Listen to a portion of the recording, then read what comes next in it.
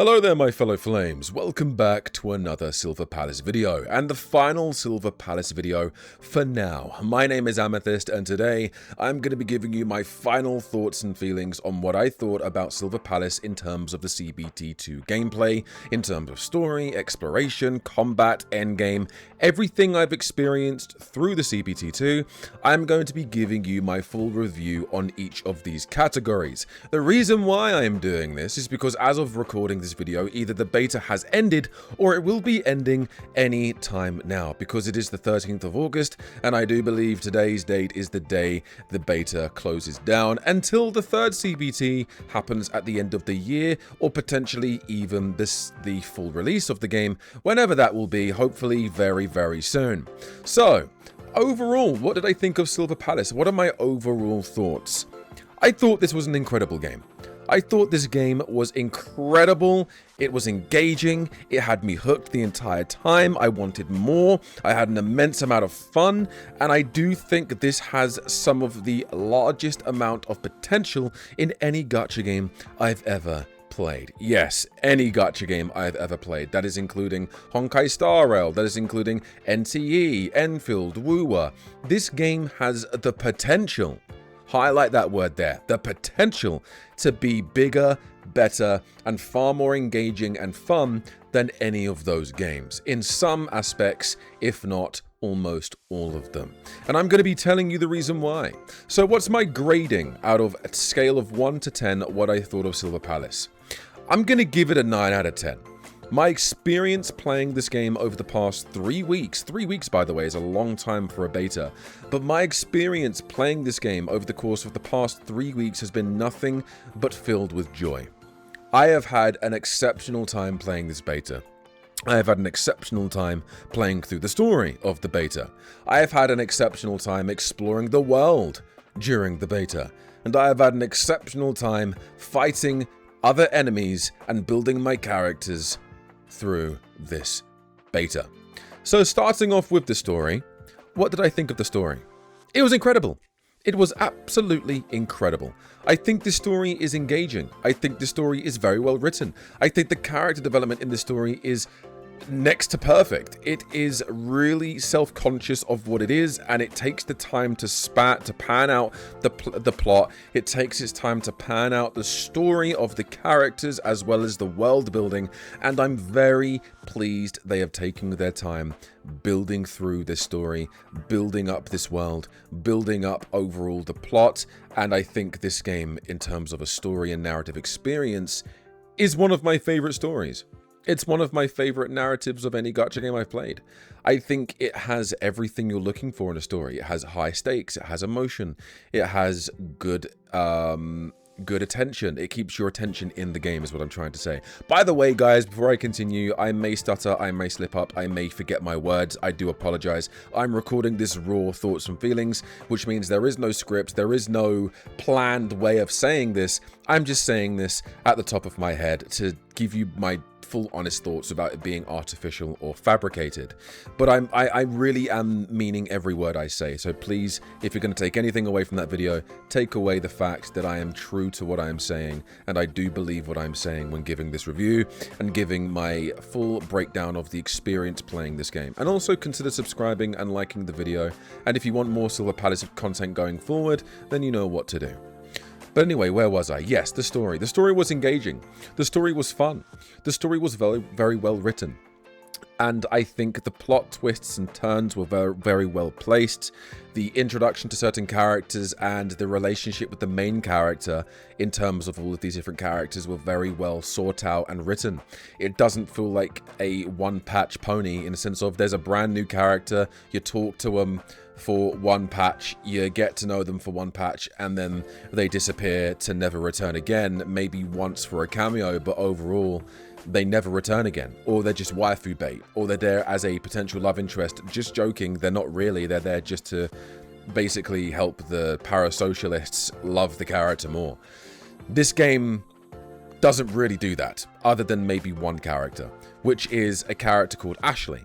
Ashley is one of the main characters in this game. She tags alongside the main protagonist, the detective, be it the male or female, whoever you choose to pick.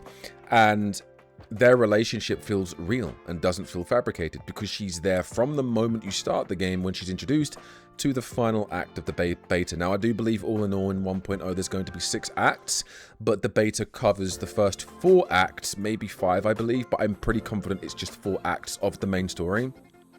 And the relationship between Ashley and the main protagonist feels real. It feels genuine. It feels like there is a real connection there. And even though there are other characters that do flirt with you, other characters that do instigate certain emotions with you, you don't always reciprocate that. You don't always reciprocate that. Sometimes you are deliriously unaware of what's going on around you, and sometimes they really, the protagonist I mean, sometimes they really do just get on with their day, get on with the job, get on with the inspection, the investigation, and they don't really take heed to what these female characters are saying to you, or these male characters are saying to you. The only person they really take interest in is Ashley. In the main story, Ashley, as far as I'm concerned, is the main love interest. Is the main love interest of this game. If you want to label a love interest as a love interest, it is Ashley in this game. Everything about this character feels very well thought out and written. Everything about this character feels real. None of it feels fake, and I'm here for it. Now, some people may not like that. Some people will be like, but I want this waifu to be... I don't care. Shut up. It's Ashley. It's about Ashley. If you play the story, or when you play the story, if you've watched the story, you will see there is a true connection between the inspector, or the detective, sorry, and the Ashley character. Other characters are very well introduced and very well connected to the detective. There are elements of an ex relationship looming in this game. There are characters that basically insinuate that you were something, or maybe say that you could have been something, but there was things that got in the way of that. There are male characters that have past relationships with you in a sense of you worked together. So every character you've met, for the most part, other than a few outliers, know you from the past. There is a character called Lauren, who knew you from the past, who actually worked with you. Obviously, Ashley, you work with them, you grow the relationship with them, and it feels real.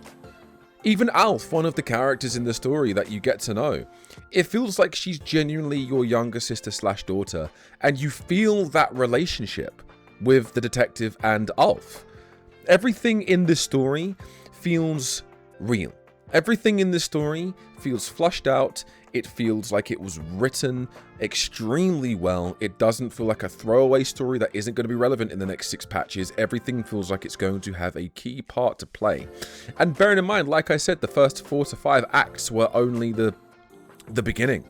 We've seen gameplay of the 6th or maybe 7th act in previous CBTs, in previous trailers. So they haven't released the entire story because I do believe they want us to sort of be curious about what happens next. And they're doing a very good job at keeping the story hush-hush. Now, there are a couple of things they've done terribly in terms of spoilers. I'm not going to tell you what it is in case you haven't seen it, but it's surrounding a certain character. But overall, I think spoiler-wise, written-wise, they kept their cards close to their chest, and the surprises are genuine surprises. Nothing feels like it was coming. Nothing feels like you could see it coming, and nothing feels like it was out of the blue and just thrown there for shock factor. Everything feels like it was placed there for a reason, and I love that. Let's talk about the characters. The character designs, amazing, other than a select few. Now, what I'm talking about is how the characters look, how the characters visually appeal to you. For instance, Cinderella. I love Cinderella's character design. I think she's an incredibly well-designed character, and she's one of my favorite characters in the entire game in terms of design. Lauren, and a very well-designed male character, and I'm so goddamn glad they gave love to male characters. We actually have a good roster of male characters. There's a character, I forgot his name, who's a bartender. You can actually talk and have a conversation with the bartender. He even makes you drinks. If you ask him to make you a drink, there's a cutscene that where he makes you drinks. He looks incredible. He looks like he's placed well in the world. He doesn't look like he doesn't belong there. He looks like he's meant to be there. And one thing I love is that each character has a job, and it feels like they've been working there for years, and it really is a part of their character, and it feels amazing. And I love it. And I absolutely love it. It makes the characters feel more realistic. It makes them feel grounded. It makes them feel like an actual well-written character. It doesn't feel fabricated. And I'm here for it. There's other characters that are of the female gender, such as Red Rose. Red Rose is a very well-written character. I love Red Rose. I think Red Rose is an amazing written character, a tastefully designed character.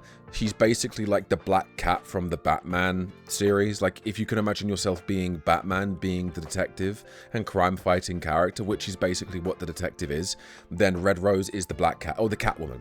She is the Catwoman of the detective. And it really feels that way because she is a badass in her own sense. She can handle herself. She is like an undercover cop, but she also works for herself. So if your objectives align and your interests align, she'll help you. But if she's not getting something out of it, she won't help you at all. Or she'll help you in the most minute ways and inconvenient ways possible. And I love that.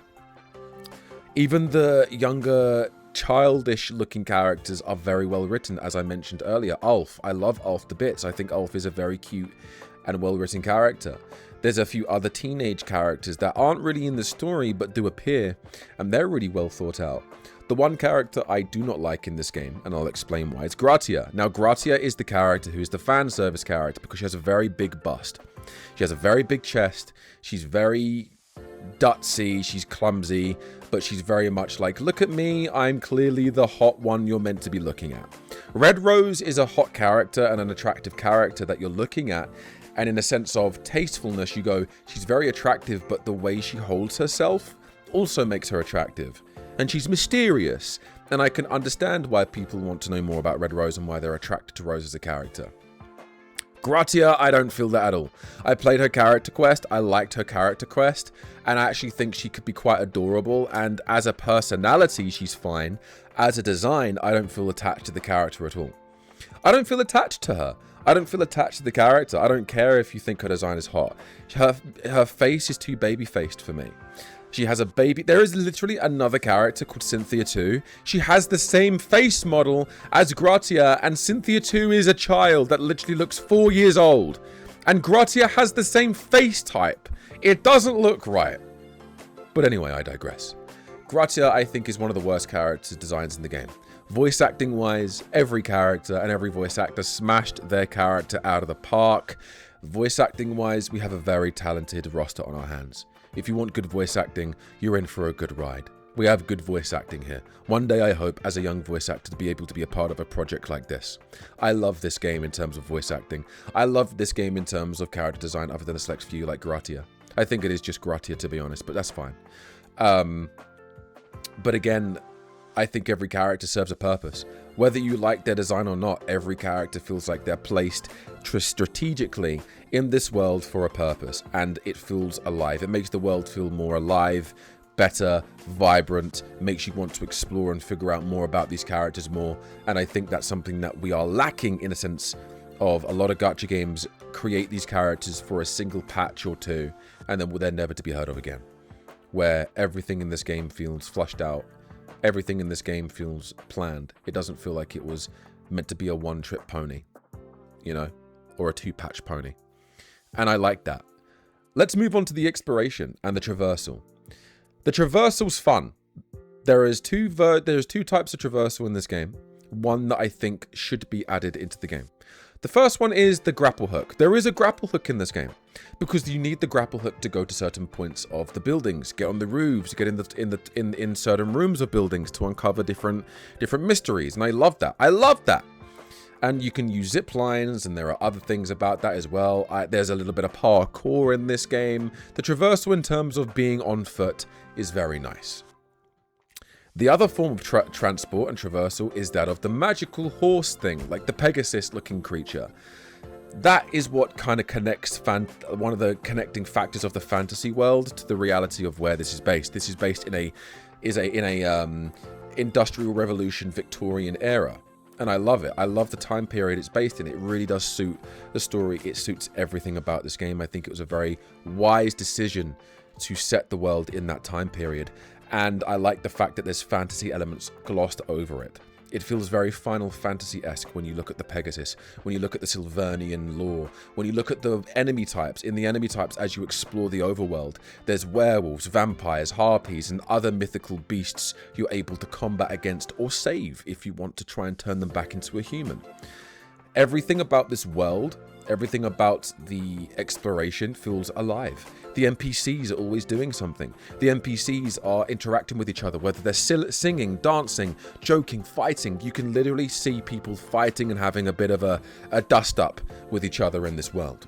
And it makes the world feel alive. And if you try to break up the fight, or if you try to interact with these characters, they'll either literally tell you to get lost, or they may start a fight, or maybe you can break up the fight, which is something very interesting and something that I think a lot of worlds in these games don't do. They don't make the world feel like it has a purpose, and it doesn't feel like the world is constantly moving. Even now, I'm off the game and I feel like the world is constantly moving with these NPCs and how alive they feel and how interactive they are. There is a breath of life that has been put into this game, and you can see the passion in terms of the story, in terms of the lore, in terms of the exploration. Another thing about the exploration, the points of interest in this game are exceptionally well placed. There are puzzles.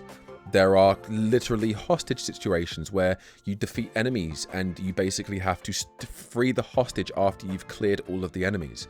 There are investigations to solve. And what I mean by that is there are buildings that you may come across and you may go into, and there'll be safes or there'll be files, and you'll have to figure out what's going on with these mysteries. So you have to explore the building and figure out what the hell's going on. For instance, you may come into a building where there's a secret chest, but the only way to get the chest is to get the combination to open the chest. And the only way to get the combination of the chest is to search around filing cabinets, to search around different aspects of this building.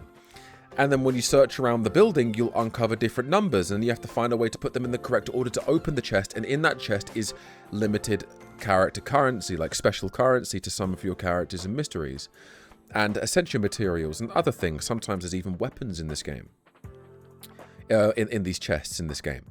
So everything you do, they really are leaning into the detective aspect of this game. And that is what it's all surrounding. You are a detective, you're solving puzzles, solving riddles, and it really does a good job in making you feel like that's what your role is here to do. And I love it. I absolutely love it. I think it's, again, another wise decision for the developers to do. It's very unique. No other gacha game has done anything like this before in terms of exploration, traversal, and maybe even story and exploration wise. You know? Now, a lot of people are going to call me a glazer for this review. I don't really care, because this game has given me something that I've been craving. It's giving me a cityscape fantasy realm that I can explore. It feels like Final Fantasy. It feels innovative. It feels interesting. It feels alive.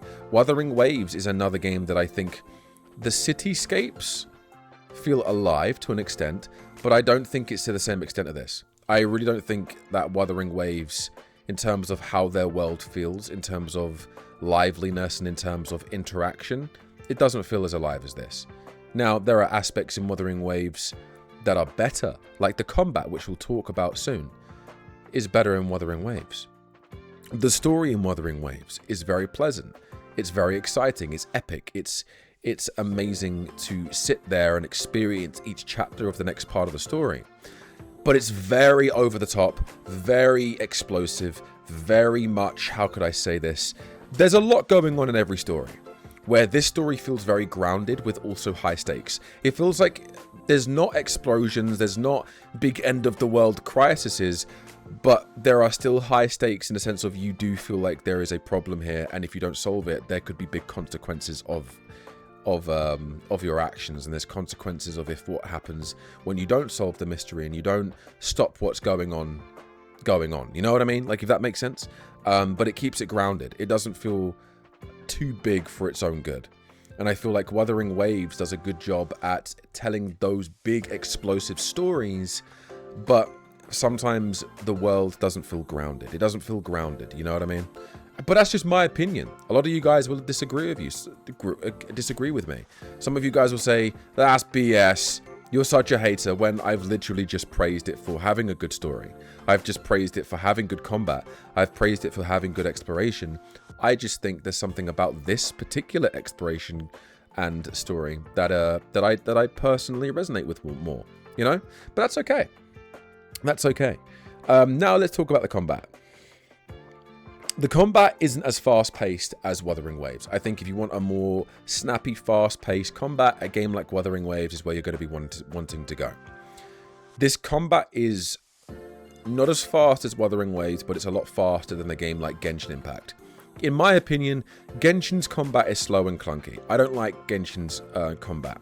Okay, it feels long-winded, it feels like the HP inflation of enemies gets in the way, and I just simply do not feel enjoyment when, you know, combating enemies in that game. This game's combat is like a perfect in the middle. It's like in the middle of the two. It's like if Wuwa and Genshin had a child and they brought both aspects of what they could both offer the player into their child, it would be the combat of this. It's not as fast-paced as Wuwa, but it's much more fast-paced than Genshin Impact. The sound design is really good for the combat. The parrying and blocking system, not everyone likes it. I personally think it's satisfying. When you get multiple blocks and parries off the enemy attacks, it's nice. However, there's one thing about the combat that I don't like, and it's the dodging system. I don't like the dodging system. The dodging system was buggy in the CBT2. Then again, it's a CBT. That needs to be improved. Sometimes the hitbox is ridiculous. So sometimes I'll be dodging and I know I've dodged and I've hit it at the perfect time and I'll still get hit. Or there's an input delay for the dodge, where you'll see a big red ring which indicates it's an unblockable or unparryable move. You have to dodge it, and sometimes the dodge doesn't get implemented correctly and I'll either get hit, or there's a lag, or there's a delay when I press the dodge, or it's just very buggy. The dodging in this game is very buggy and they need to fix that. The character swapping system in this game is very nice. It's a pick 4 system. There's 4 characters. I like the intro and outro skills. I love the combat intent in terms of finishers, in terms of ultimates, in terms of skills and combos. I like how in-depth the combat is, because it is a rather in-depth combat system. I like it a lot.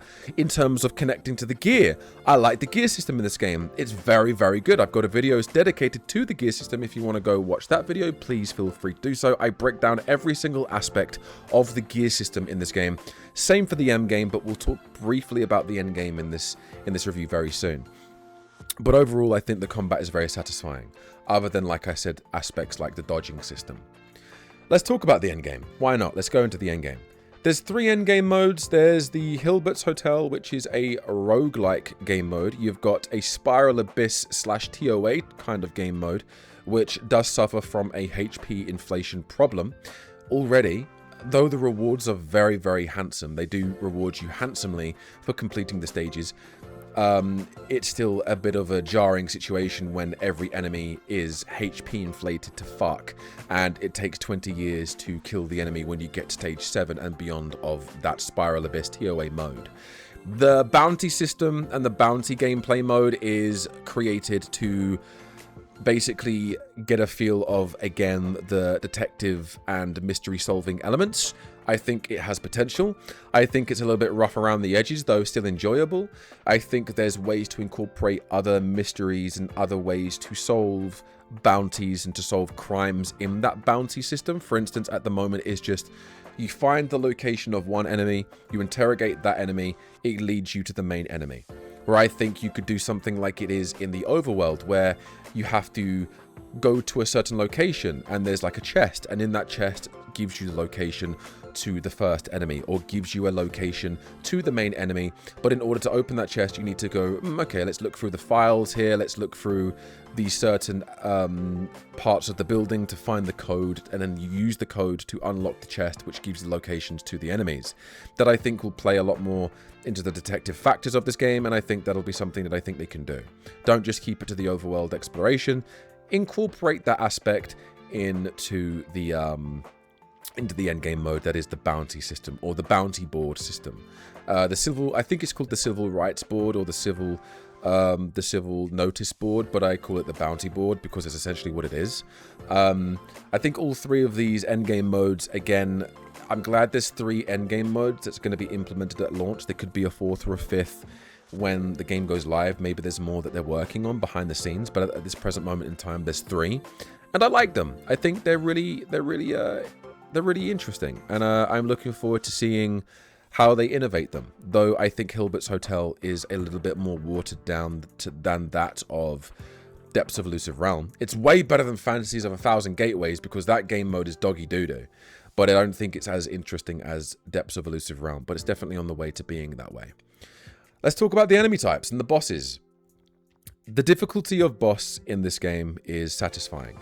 There are a lot of difficulties that scale from very easy to mediocre to somewhat difficult to very difficult. You can choose the difficulties that you want when you're fighting these bosses in this game. There are overworld bosses called tough, or I think it's challenging rivals or something like that, but there's icons in the map that basically indicate these are very powerful enemies. I think they refresh every single day, every 24 hours. They are very difficult because they hit like a truck and they move a lot faster. In terms of a 1v1 combat scenario, it is a fast-paced combat in terms of these bosses. The boss designs are very, very, very cool. There are some humanoid bosses. There's quite literally an Iron Spider-Man boss where she literally grows 8 mechanical legs when you get to her phase 2. Werewolves, harpies, vampires, you name it, they've probably got it in this game. I love the designs of these characters, both playable and NPC and enemy types. They are really, really cool to me. And I'm glad they're really pushing the boundaries of what enemy types and what NPCs can look like. Everything about this game I'm very impressed with. The gacha system in this game, I know a lot of people are complaining about it, but I'm here to tell you now, I can tell you now, there is a great pull economy in this game. You get 3 to 4 pulls every weekly. You get another 2 to 3 pulls every week per daily.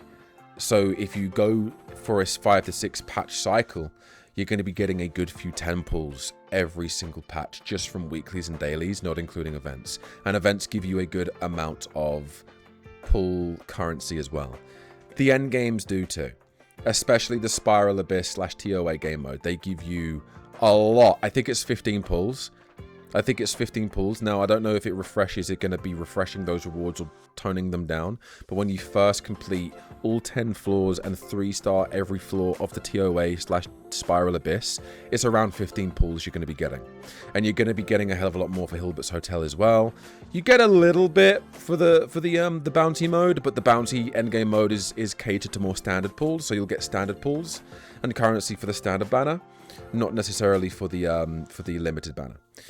Which I think they could improve on, because I think if you can incorporate getting a way to get premium pulls for the premium banners on your bounty hunting game mode, I think that'll improve it a lot as well. But overall, the currency in this game is very easy to acquire. Because it's a beta, they could change that. But in terms of chest pull economy, exploration pull economy, weeklies and daily pull economy, you're not going to be disappointed. So yes, the gacha system, it leaves a lot to be desired in terms of there's a 25-75. Do I wish that it was a 50-50? Yes. But I don't think it's as bad as you may think. There is also a lot of evidence to say there is soft pity around the 80th to 90th pull margin. I got a lot of early 5 stars around the 80th to 90th pull before my guarantee at 100 pulls. Now, I lost a lot of them. I won. I can actually tell you, I've done a lot of pulls, and I think I summoned, because it's a beta, they email you a lot of summons and a lot of currency to summon in the game, right? For the CBT2. But I got more than 10, maybe 12 5 stars just from summoning, and I won 4 25-75s. So take that with what you will. And obviously that a lot of those 5 stars came to me around the 70th, 80th, or maybe even 90th pull, most of the time, which indicates there is a level of soft pity based on the evidence I have accumulated. But hey, We shall see how they improve it, or maybe they won't. Maybe they'll keep it the same way as they have during the CBTs. And maybe we'll get a few content creators and players cry about it. Who knows? Maybe they'll say don't play the game because the gacha is bad, even though the game's exceptionally good and the pull economy is very well established. But who knows? Who knows? Maybe they'll improve it. Maybe they'll keep it the same. Only time will tell. But overall, I'm going to give it a 9 out of 10. The game is a 9 out of 10. If you want me to be critical of the gacha system, then fine, I'll bring it down to an 8. But in terms of gameplay, story, exploration, combat, endgame, it's a 9 out of 10. It's a very strong contender for the new year. This game is probably going to be pretty big. And I'm looking forward to seeing people get their hands on it and play it themselves. Anyway, thank you all so much for watching. I'll speak to you in the next video. Leave a like, comment down below, and subscribe if you are new. And yeah, take it easy, guys.